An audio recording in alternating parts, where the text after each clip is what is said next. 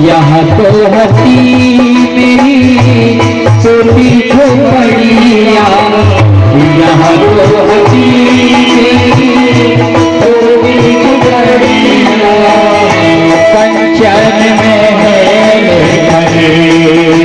सुदामा भैया हो मंदिर सुदामा भैया मंदिर सुदामा भैया मंदिर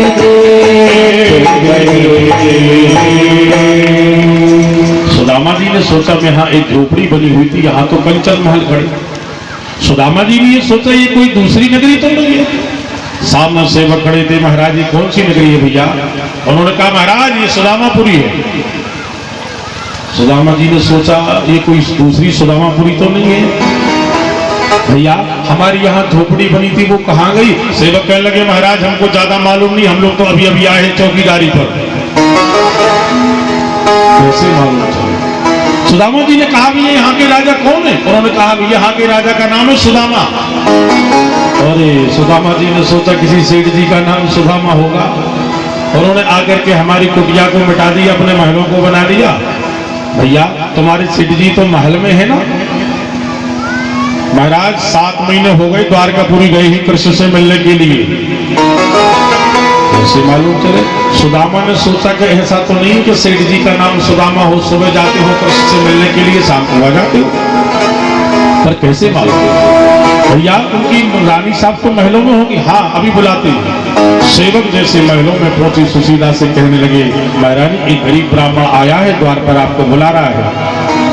सुशीला जैसी महलों से बाहर आई है महाराज। पहले कैसी थी सुशीला? बिल्कुल दुबली पतली, और जिस दिन से मेरे गोविंद की कृपा हुई तो कैसे हुई? खूब मोटी ताजी हो गई महाराज। सुशीला ने सुदामा को पहचान लिया, सुदामा ने सुशीला को नहीं पहचाना। सुशीला ने प्रणाम किया सुदामा के चरणों में, सुदामा को अपने महलों में ले गई। सुदामा जी ने कहा देवी ये बताओ ये सब ये तुम्हारे लिए कहां से कैसे प्राप्ति हुई? सुशीला कहने लगी हमारे कन्हैया ने कृपा की है। सुदामा कहने लगे अच्छा तुम्हारे ऊपर घर बैठे कृपा कर दी और हम जैसे गए थे वैसे चले आए और हमको 7 महीने हो गए। सुशीला कहने लगी हाँ स्वामी हमारे कन्हैया ने हमारे ऊपर घर बैठे कृपा की है। तो उस समय सुदामा जी ने कहा ठीक है देवी तुम्हारी इच्छा थी कि मुझे संपत्ति मिल जाए और मेरी इच्छा थी कि मुझे कृष्ण के दर्शन मिल जाए, तो कन्हैया ने मुझे दर्शन दिए और आपके लिए संपत्ति दी। अब इसी महलों में तुम रहो और मैं जंगल में जाकर के भगवान का भजन करूंगा। सुदामा चलने को तैयार हुए तो सुशीला भी कहने लगी स्वामी अगर आप नहीं रहोगे तो हम भी नहीं रहेंगे। तो सुशीला भी तैयार हो गई चलने को। सुदामा और सुशीला जंगल को तैयार हुए। उसी महलों में से एक आवाज आई, मेरे गोविंद ने एक आवाज लगाई अरे सुदामा भैया ये तो सब प्रसाद के रूप में मैंने तुमको दिया है, अब तुम इसी महलों में रहो और हमारा भजन करो। तो सुदामा और सुशीला जाकर उसी महलों में भजन करने लगते हैं भगवान का।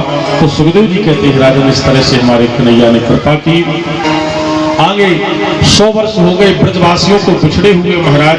कुरुक्षेत्र में सूर्य ग्रहण पड़ा। वसुदेव जी महाराज ने सारे ब्रजवासियों को साथ में लिया और जाकर के कुरुक्षेत्र में पहुंचे हैं। यज्ञ का प्रारंभ हुआ।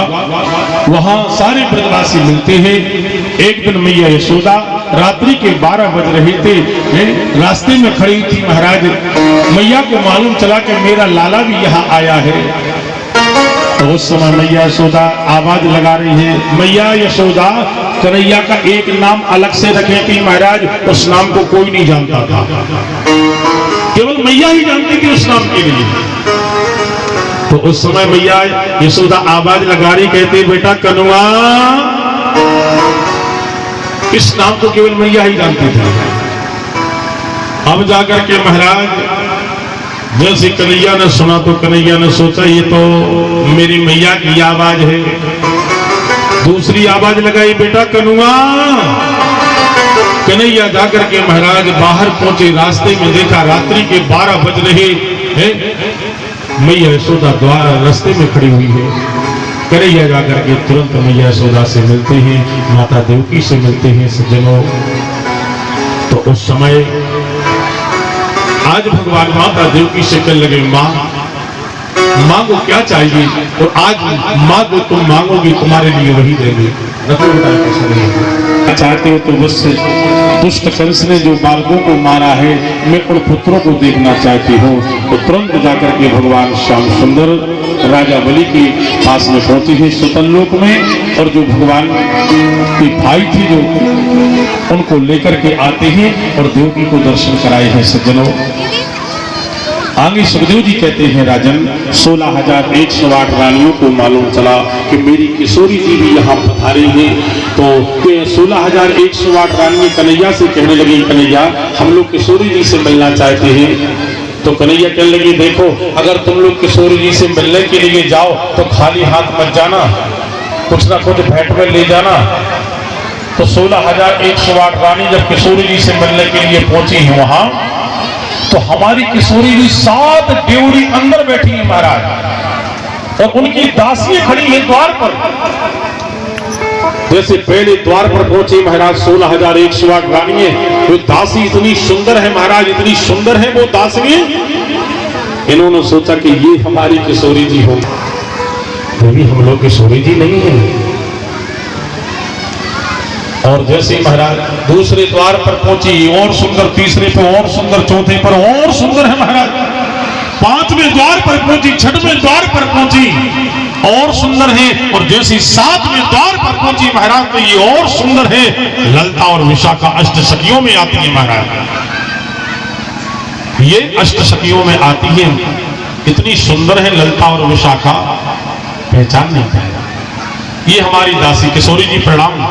उन्होंने कहा, हम किशोरी जी नहीं है, किशोरी जी तो इस पर्दे के अंदर बैठी है। अगर आप किशोरी जी से मिलना चाहती हो तो पर्दा को हटाइए, किशोरी जी यहाँ मिलेगी। 16,108 रानियों ने जैसे पर्दा को हटाया महाराज, किशोरी जी नेत्रों को बंद करके कन्हैया का ध्यान कर रही थी।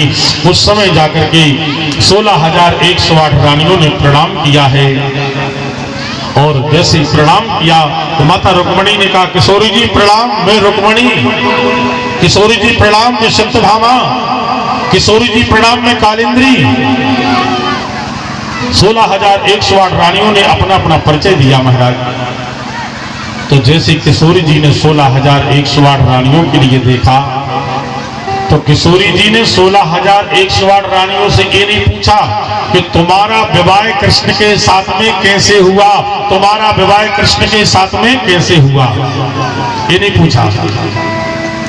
उन्होंने तो ये पूछा महाराज, ये बताओ कि तुम कृष्ण का भजन करती हो कि नहीं करती हो।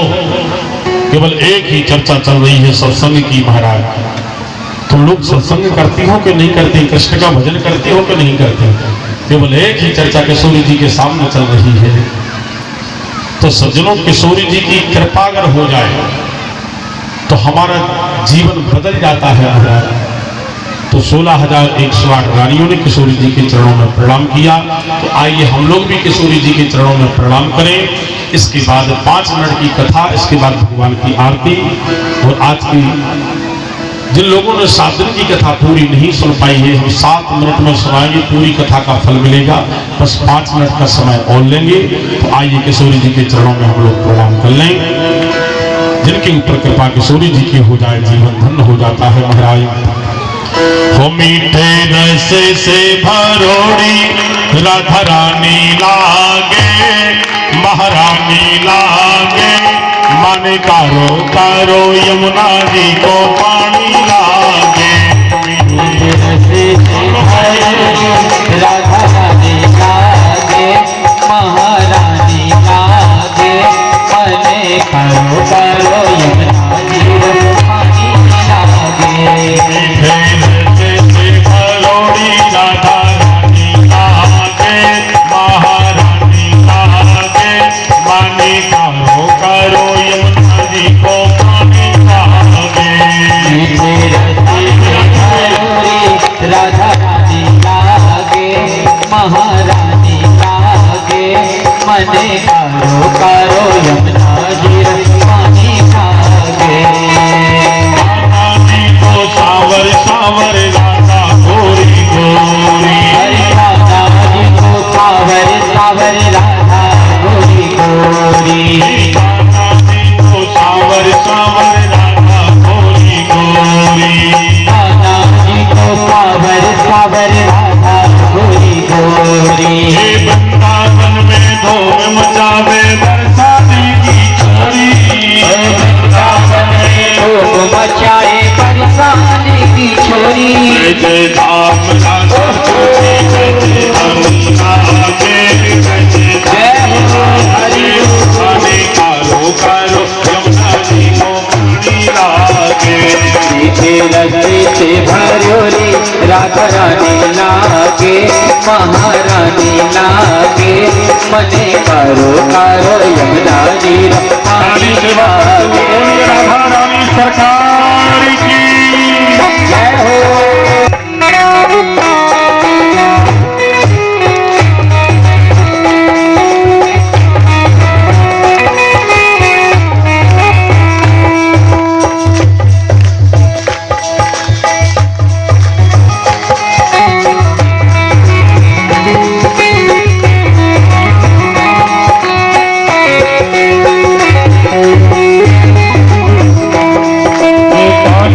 मुरली में तेरे सुमरे बारंबार, मुरली में तेरे सुमरे बारंबार।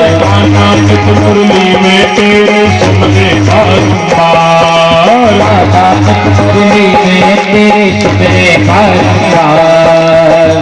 तो हरे मनमोहन कौन पावे पार, रूप धरे मनमोहन कौन पावे पार। लंगे की छवि कट रानी आगे, कट रानी आगे, पानी कारो कारो यमुना जी को पानी लागे। मीठे रस से भरोरी राधा रानी लागे, महारानी लागे, मने कारो कारो यमुना जी को पानी लागे।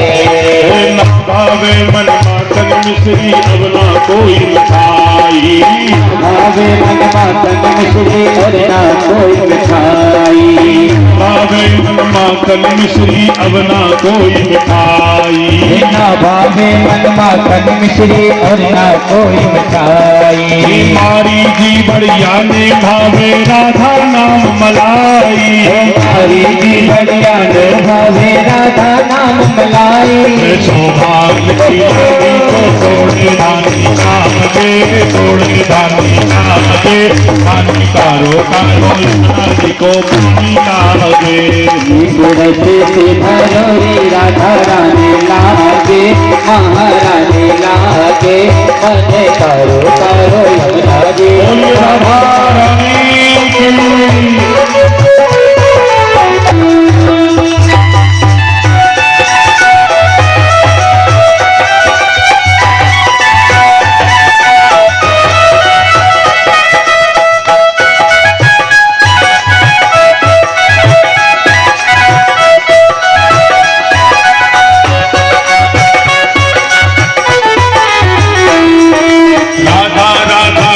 रटत है जे नर आठों यार, राधा राधा नाम रटत है जे नर आठों यार। राधा राधा नाम रटत है जे नर आठों यार। राधा राधा नाम रटत है जे नर आठों याम। इनकी बाधा दूर करत है राधा राधा